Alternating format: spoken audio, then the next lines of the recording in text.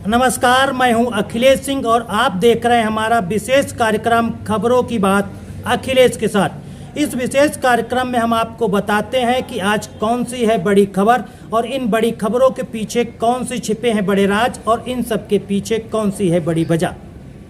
लखीमपुर खीरी की सबसे बड़ी खबर है और वो भी समाजवादी पार्टी को सबसे बड़ा झटके के तौर पर देश में देखी जा रही है।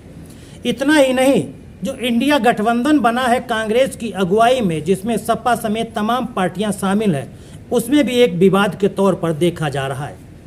जी हां, समाजवादी पार्टी के संस्थापक सदस्यों में एक रहे, लखीमपुर खीरी से 3 बार सांसद रहे और उनके पिता भी लखीमपुर खीरी से 4 बार सांसद और इंदिरा गांधी की सरकार में मंत्री भी रहे। इतना ही नहीं, उनकी माता भी लखीमपुर खीरी से 3 बार सांसद रहीं। बिल्कुल आपने सही सुना, ये नाम है उनका रवि प्रकाश वर्मा। रवि प्रकाश वर्मा लखीमपुर खीरी से 3 बार सांसद रहे। इतना ही नहीं, उन्होंने एक से एक धुरंधर नेताओं को हराया। लखीमपुर खीरी से 2 बार सांसद रहे गेंदन लाल कनौजिया, उनको हराया। इसके बाद भाजपा के फायर ब्रांड नेता कहे जाने वाले विनय कटियार को भी रवि प्रकाश वर्मा ने लखीमपुर के लोकसभा चुनाव में हराया। इससे कहीं अधिक उनके पिता ने 4 बार कांग्रेस की टिकट पर लखीमपुर खीरी से लोकसभा का चुनाव लड़ा और चारों बार जीते। इतना ही नहीं, इंदिरा गांधी ने उनकी जीत से खुश होकर उनको अपनी सरकार में मंत्री भी बनाया था। जब रवि प्रकाश वर्मा के पिता, जो 4 बार सांसद रहे, बाल गोविंद वर्मा का निधन हुआ तो कांग्रेस ने उनकी माता उषा वर्मा को टिकट दिया। उषा वर्मा कांग्रेस की टिकट पर 3 बार लखीमपुर खीरी से सांसद चुनी गई। लखीमपुर सीट से 3 बार सांसद रहने के बाद उनके बेटे रवि प्रकाश वर्मा ने भी अपनी राजनीतिक पारी की शुरुआत की। राजनीतिक पारी की शुरुआत उन्होंने कांग्रेस से की और वो कांग्रेस की टिकट पर गोला से विधानसभा का चुनाव, यानी पहले जो हैदराबाद लोक विधानसभा सीट जानी जाती थी, उससे वो विधानसभा चुनाव लड़े लेकिन हार गए और तीसरे नंबर पर रहे। इसके बाद उन्होंने समाजवादी पार्टी को ज्वाइन किया और समाजवादी पार्टी के टिकट पर चुनाव लड़े और वो लोकसभा चुनाव में जीते।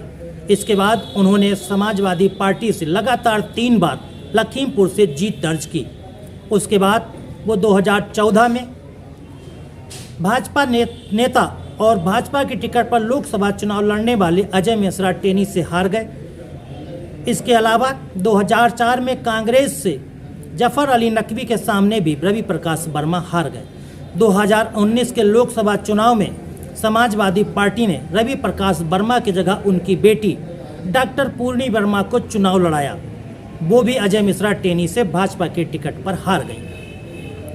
अब 2024 का लोकसभा चुनाव होने वाला है और उम्मीदें लगाई जा रही थी कि रवि प्रकाश वर्मा के 4 बार सांसद रहे पिता, 3 बार सांसद रही उनकी माता और 3 बार वो खुद सांसद रहे लखीमपुर खीरी से, रवि प्रकाश वर्मा को समाजवादी पार्टी टिकट नहीं दे सकती है। यही उनको खल रहा था और उनको यही चिंता सता रही थी। शायद यही वजह रही होंगी कि रवि प्रकाश वर्मा ने फैसला लिया और समाजवादी पार्टी से इस्तीफा दे दिया। अब रवि प्रकाश वर्मा क्या अपनी घर वापसी, यानी पिता और माता जिस प्रकार कांग्रेस से 4 बार और 3 बार चुनाव जीते, क्या वहीं वापसी करेंगे और कांग्रेस की टिकट पर लखीमपुर खीरी से 2024 का लोकसभा चुनाव लड़ेंगे, या फिर समाजवादी पार्टी उनको मनाने की कोशिश करेगी और पुनः समाजवादी पार्टी में वापस लाएगी, या फिर वो बसपा के टिकट पर लोकसभा चुनाव लड़ेंगे। फिलहाल अभी ये सभी भविष्य के गर्त में छुपी हुई बातें हैं। रवि प्रकाश वर्मा चुनाव कहां से लड़ेंगे, किससे लड़ेंगे, कौन सी पार्टी में शामिल होंगे, ये तो आने वाला वक्त बताएगा। लेकिन लखीमपुर खीरी की लोकसभा सीट पर एक बार राजनीति फिर से गर्म है और समाजवादी पार्टी को रवि प्रकाश वर्मा के इस्तीफा देने से जो बड़ा झटका लगा है और कांग्रेस में जाने की उम्मीद की अटकलों के साथ भी ये इंडिया गठबंधन में भी एक विवाद गहराता भी नजर आता है, क्योंकि सपा भी उस गठबंधन में शामिल है। अगर कांग्रेस में रवि प्रकाश वर्मा जाते हैं और कांग्रेस के टिकट पर लोकसभा चुनाव 2024 लड़ते हैं तो शायद सपा भी विरोध करेगी और गठबंधन नहीं बन पाएगा। तो तमाम तरह के सवाल उठते हैं और इस तरह के अटकलों का दौर जारी रहेगा जब तक रवि प्रकाश वर्मा किसी पार्टी में शामिल नहीं हो जाते हैं और लोकसभा का टिकट नहीं पा जाते हैं। फिलहाल आप देखते रहिए हमारा विशेष कार्यक्रम खबरों के साथ अखिलेश के साथ। हम आपको बताएंगे कि रवि प्रकाश वर्मा का अगला राजनीतिक कदम क्या होगा और यहाँ पर राजनीति में किस प्रकार की गर्मी बढ़ेगी।